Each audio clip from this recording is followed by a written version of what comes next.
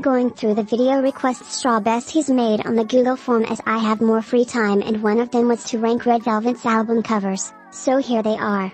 Disclaimer, I accidentally forgot B Naturals and I didn't feel like including the SM Station ones because to me they don't count. So this is 24 covers, including Joy, Wendy, Sulgi and Irene's. Enjoy. 24. Bloom. Bloom was an album that had to grow on me, but once it did, I couldn't help but feel worse about the way it was treated. The black letter typeface for the logo does not sweeten the album, nor do I understand why this concept was even picked as the album's concept.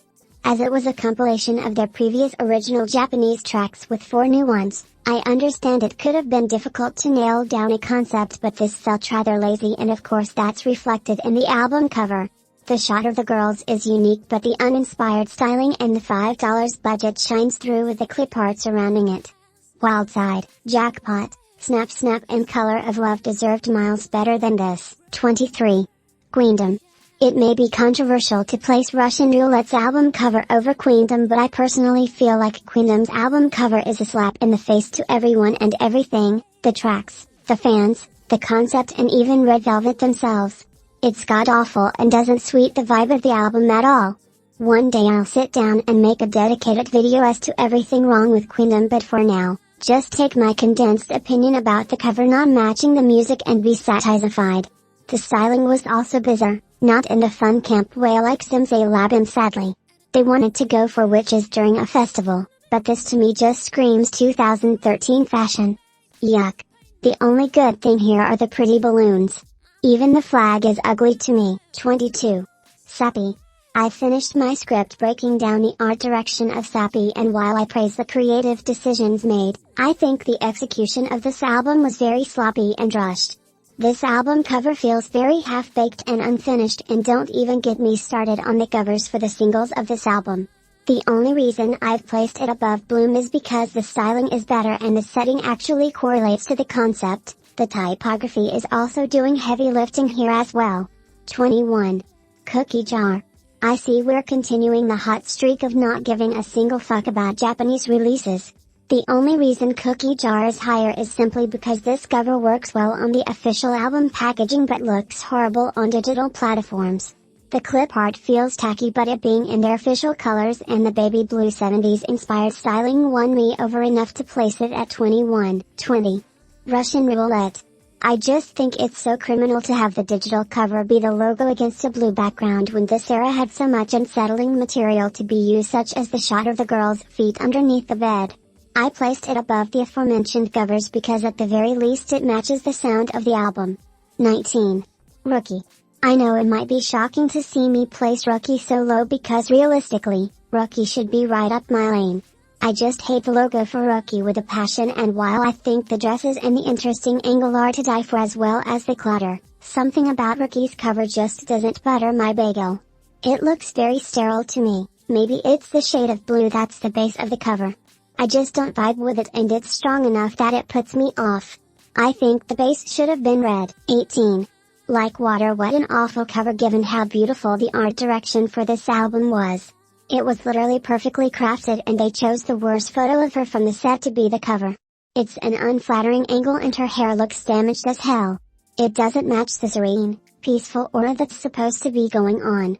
I think a better cover would have been an aerial shot of the grass or water and Wendy near it, but she's a speck compared to the grand surroundings.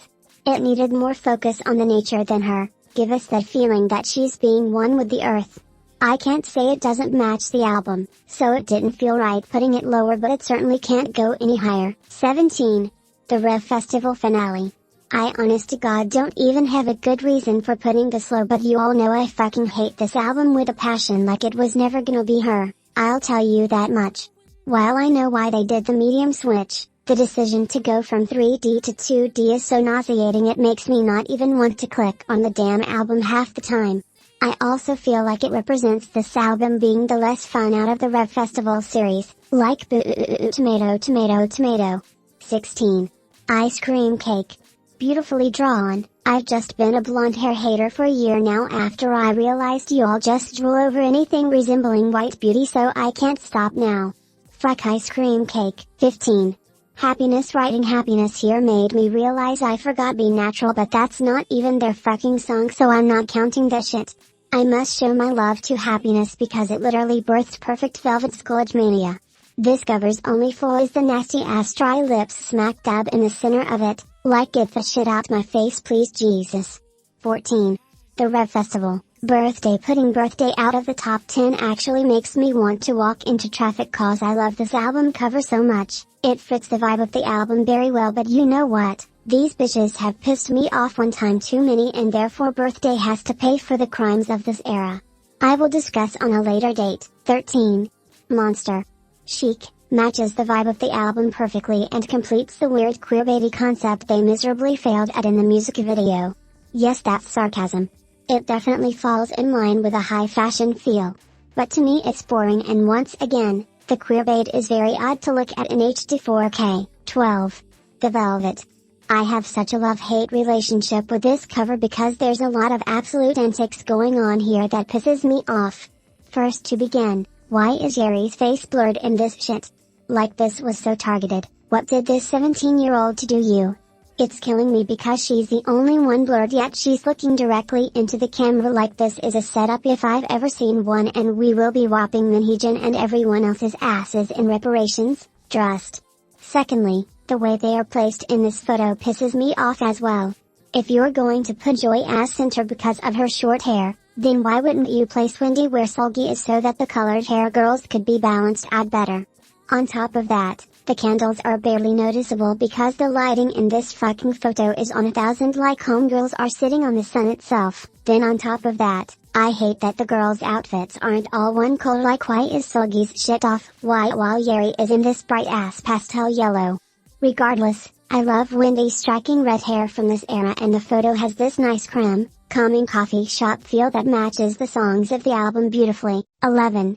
Summer Magic. No, listen, okay, you just don't understand the complex nuances and highs and lows of Summer Magic.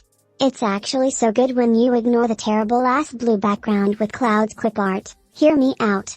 The simplicity of only using blue and yellow conveyed through the accessories, styling and the chairs is so next level brilliant, I'm choking up even thinking about it.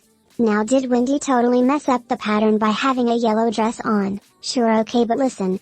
They executed the pattern perfectly with their sunglasses. Like I bet you didn't even notice that, did you? And look at how convincing they are in those chairs, like they are literally standing here. You can't tell me otherwise. No, literally give them the EGOT. Give them the EGOT right now, damn it. You're so lying if you don't feel like this album cover is summer personified. Like this is poolcore. I don't know what to tell you. The fact that they didn't even slap a logo on this bitch, like they knew she spoke for herself. Exactly. It pains me that she missed out on top 10, but these bitches have so many projects that sadly we can't crown all the queens tonight, but trust, I've made my love for this one loud enough. 10. The Perfect Red Velvet. A difficult decision, but I had to be real with myself. I recently received the album and I can't lie, I do prefer the physical package's album cover compared to the digital. I love the incorporation of the graphic novel concept, and this shot of the girls walking through the hills is sick as hell. The typography is fun and helps aid in making the cover feel complete. I think the issue lies within the striking vibrant red, which while grabs your attention, does become a bit too overpowering for the eyes against the pure black. Also stepping outside the perception of a fan, at first glance the cover does seem a bit too chaotic for the eyes with the threshold effect. Someone who has not seen the music video would probably struggle to figure out where they are. It's not a real flaw of course, but since I'm ranking the covers, it does feel relevant in my decision to rank it at number 12. I do believe it matches the previous tracks as well as the new ones perfectly. 9. Hello. Yeah, I'm biased, and so what? We at the Prism headquarters rig Joy in top of anything, and the Y2K concept is a bonus. Plus she put a mole on her makeup to match the original singer of Hellos, and I love seeing it every time I stream. Sorry, she has my vote, you're on. Or 8. The Rev Festival Day 2. You guys knew I would rate this to number 1, but I had to be serious with myself. Day 2's album cover is nothing to scoff off. The use of the color purple defines the album sonically so perfectly. The aquatic adventure through a space lens is one of my favorite things Red Velvet has ever done, and I've gushed about the brilliance regarding this era's art direction in my the second day of the festival video already. It pains me that it couldn't be higher in the top 10, but placing it right at the end seemed like the most fair I could do for her. While she's iconic in my mind, amongst the top 10 she lacks the punch and identifying nature that they do. But you tread motherfucking lightly in these goddamn comments about her, alright, cause I do not play about day 2 whatsoever. 7. The Red Summer. She doesn't deserve anything above this, sorry. The Red Summer is extremely fun, creative and colorful, matching the fruit punch feel of the album. The utilization of fruits that establish Red Velvet's visual identity, a mother in her own right regarding Manhejan's love of collages. The Red Summer is a manifestation of what it means to be red and ripe. I love every single detail in the cover and how it successfully condenses the theme and art direction of the era into one single graphic. Everything about this era can be summed up with this image, and that's how an album cover should work. The only reason it misses out on top 5 is because those blue sea leaves against the watermelon red sky is actually a sin against my fucking eyes and becomes an eyesore for me if I stare too hard at it. 6. The Red. I don't even have a valid reason for placing her at number 6. It feels disrespectful. Literally one of their most iconic album covers, mothered in the quirky art direction like. It's so identifiable, it landed them in a fucking Trolls movie for God's sake. It fits the album perfectly, they look absolutely ridiculous, it's beautiful. It's simply at 6 because something had to be at 6 by default. She's number 1 in my heart, so is day 2, like that's just how you be iconic. Everybody knows this album cover. 5. Really Bad Boy. And she deserved it, I don't know what to tell you. An album cover so iconic they didn't even bother slapping a logo on this bitch. Wendy looked godly this era. If her face guard had to go out, at least it did with a bang. Like, look at her, are you insane? The composition, the color grading, the styling, you can't ask for a better album cover than this. It's simple and straight to the point. Its only flaw is that it only fits with Sassy Me and the title track, so in good faith I can't put it higher than 5, but once again. Number 1 in my heart, I don't know what to tell you. 4. Perfect Velvet. Another case of someone had to be number 4. What a clever, gorgeous album cover that once again, defined their entire career perfectly. Perfect Velvet is the most perfect thing attached to that lady's name, and now that she's hop-slopping a single freeze frame of a naked rabbit for a living, Red Velvet sleeps comfortably at night knowing she'll never have a better cover ever than it. The way they hid Wendy in this album cover, because she's the oddlier with her ash brown hair like whoa, Yeri and Irene looking at them below. The iconic house and the 3D letters spelling out their name. This isn't even as crazy as you can go with collage work, but it's so cheeky and slightly unsettling. I love it with everything in my heart. It's a piece that's symbolic of their peak art direction, Under the Company, which is so crazy because this album cover isn't even the best thing about this era. Speaks to the insane level of quality Perfect Velvet carried. I also love that they decided not to make it nighttime in the cover. 3. 28 Reasons. It was extremely hard ranking this between it and Feel My Rhythm. In the end, the boring and borderline annoying typography is what dragged this away from its rightfully deserved number 2 spot. 28 Reasons is dark and brooding, and the cover captures this with perfect precision. It's even better with the album's concept and the overall execution here. Sulgi's back turned makes her unrecognizable, but following along with the album story in this concept set, she is Gry Middle. A villain, unredeemable. However, by not showing her face through a mirror, the message of the concept shines through. We cannot distinguish good or evil, the same way we can distinguish Sulgi in this image.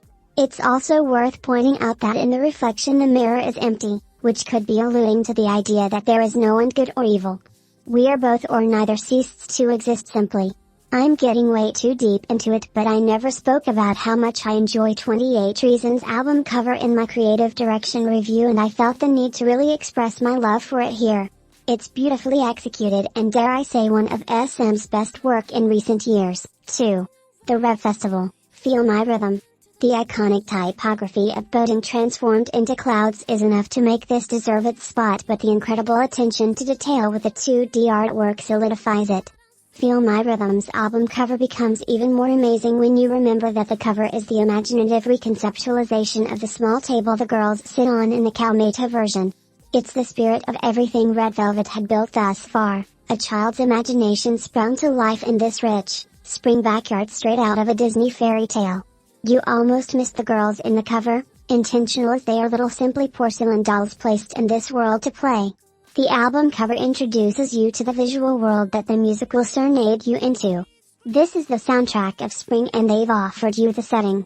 This is your imagination to enjoy, to feel nostalgic about and escape with them. The Rev Festival Day when the significance of this album cover is so grand, I don't think I'll ever be able to place anything above it. 5 years worth of one of the strongest visual identities in K-pop. The Rev Festival is a celebration and an appreciation for creative direction. Simply put, this is the reward, the ultimate payoff of being dedicated to an artist and treating every single album like a torch to convey a story in a unique way to said album. The iconography of Red Velvet is so identifiable that their concepts could be made into its own unique concept of a festival that carried attractions that all relate to their visual identity. As much as I strongly dislike her now, it was this feature that had originally made me fall in love with Minhyejin's work to begin with. This iconography, every arrow being connected by similar visual motifs but standing on its own with its unique storytelling, is something you rarely see in K-pop. It takes an extreme amount of dedication, organization and attention to detail to pull off, and she has managed to do this with the 3 groups she threw herself into the most, FX, EXO and Red Velvet. Not counting New Jeans because reusing a free frame of a damn bunny and just swapping colors is an insane level of lazy that I'm not tolerating under any circumstance. The point is, this album cover is Red Velvet. It's who they are at their heart, whimsical, spooky, creative, random, quirky and unsettling. I can't look at it and not smile. It's the gift that continues to give. While Really Bad Boy may have brought me in, Day One confirmed that I was here to stay forever with them. I was only here for one era and experienced the rest later, but I still felt nostalgic looking at the silly little set that matched one of an I Spy book. That's why she's number 1. Well, there's my ranking. Let me know which ones you agree with and which ones you don't. What's your unpopular opinion on any Red Velvet album cover? Is there one of the ugly ones that you personally love? Love you, Straw Besties. Thank you for watching. Who fuck is it? You're a funny morals from Kate. Don't switch it. Don't switch it.